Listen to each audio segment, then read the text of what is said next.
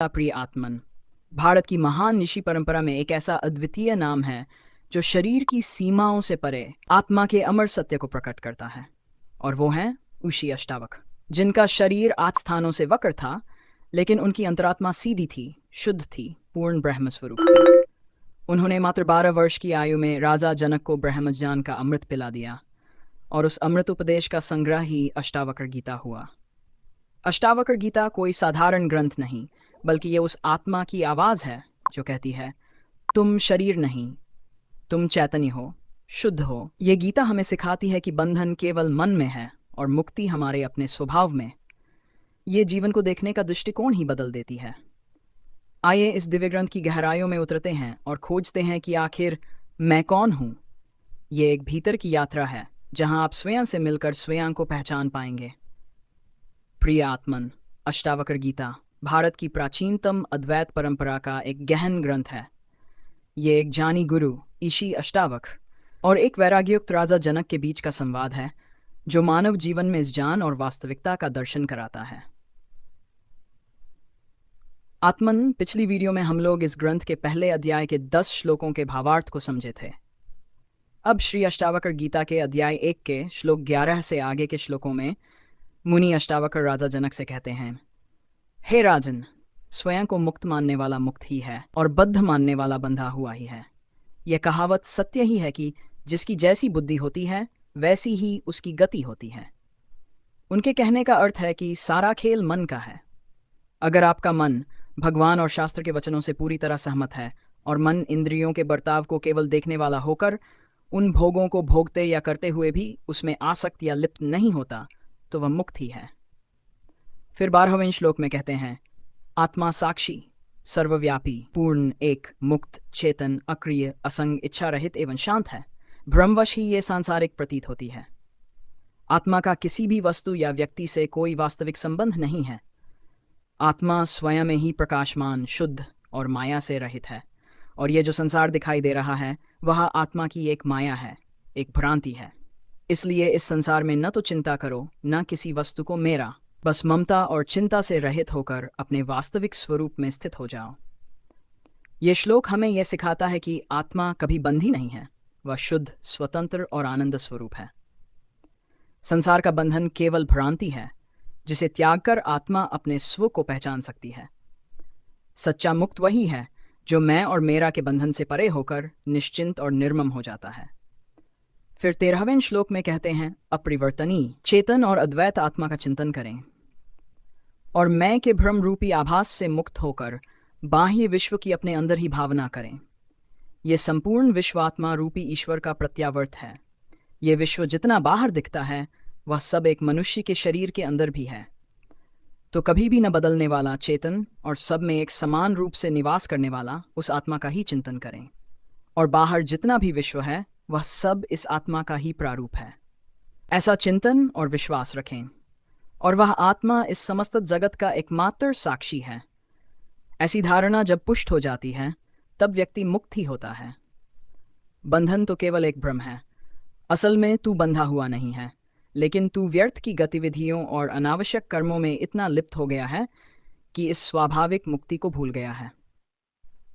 इस श्लोक में अष्टावक्र मुनि ये स्पष्ट करते हैं कि मुक्ति कोई प्राप्त करने की वस्तु नहीं है, वह तो हमारी स्वाभाविक स्थिति है। हम पहले से ही मुक्त हैं, लेकिन मैं करता हूँ, मुझे करना है, मुझे फल मिलेगा। इस तरह की क्रियाओं में लिप्तता ही असली बंधन बन जाती है। ये पूरा जगत आत्मा के प्रकाश से प्रकाशित और संचालित है। जितनी भी क्रियाएं हो रही हैं वह सभी प्रारब्ध और प्रकृति के अनुसार हो रही हैं।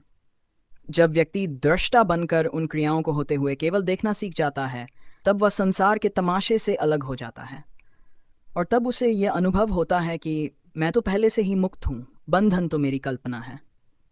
फिर 14वें श्लोक में कहते हैं, बहुत समय से आप मैं शरीर हूँ इस भाव बंधन से बंधे हैं। स्वयं को अनुभव कर ज्ञान रूपी तलवार से इस बंधन को काटकर सुखी हो जाएं। खुद को शरीर मानने और मैं ये करूँगा तो मुझे ये फल प्राप्त होगा, इसी सोच ने व्यक्ति को बांध रखा है। फिर 15वें श्लोक में कहते हैं, आप असंग, अक्रिय, स्वयं प्रकाशवान तथा सर्वथा दोष मुक्त हैं। आपका ध्यान द्वारा मस्तिष्क को शांत रखने का प्रयत्न ही बंधन है।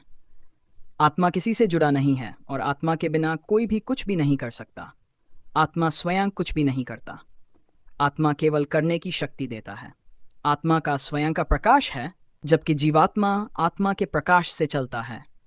आत्मा कुछ भी नहीं करता, इसलिए उसे कोई दोष भी नहीं लगता। आत्मा केवल साक्षी रूप से जीवात्मा के द्वारा किए गए कर्मों को देखता रहता है।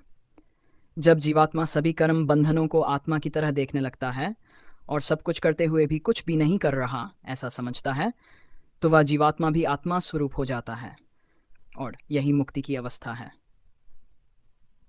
फिर 16वें श्लोक में कहते हैं, ये पूरा विश्व तुम्हारे द्वारा व्याप्त किया हुआ है।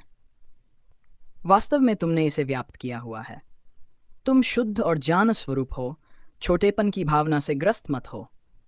कहते हैं कि जब तुम्हारा आत्मा के साथ एक रूपता होगा तो ऐसे आत्मा पूरे विश्व को व्याप्त किया है, वही भाव तुम्हारे अंदर भी होगा और तुम अपने आप को व्यापक समझोगे।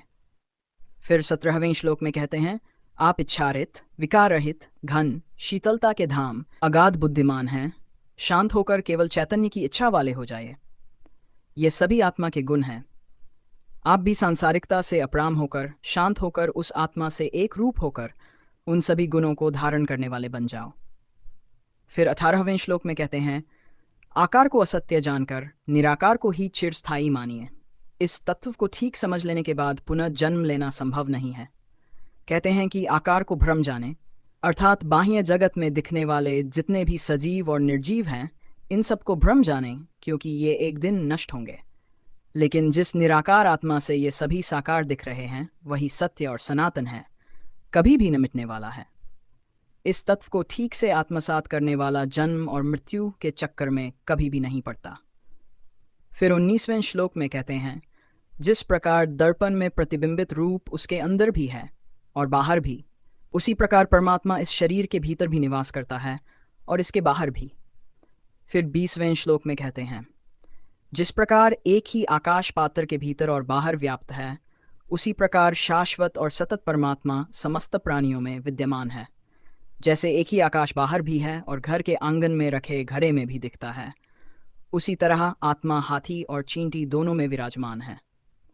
प्रिय आत्मन, ये गीता केवल पढ़ने या सुनने के लिए ही नहीं है, इसके अनुसार जीवन जीने और उन तथ्यों को अनुभव करने के लिए है। आत्मन, ये सीरीज केवल श्लोकों का भावार्थ ही नहीं है, बल्कि ये एक भीतर की यात्रा है।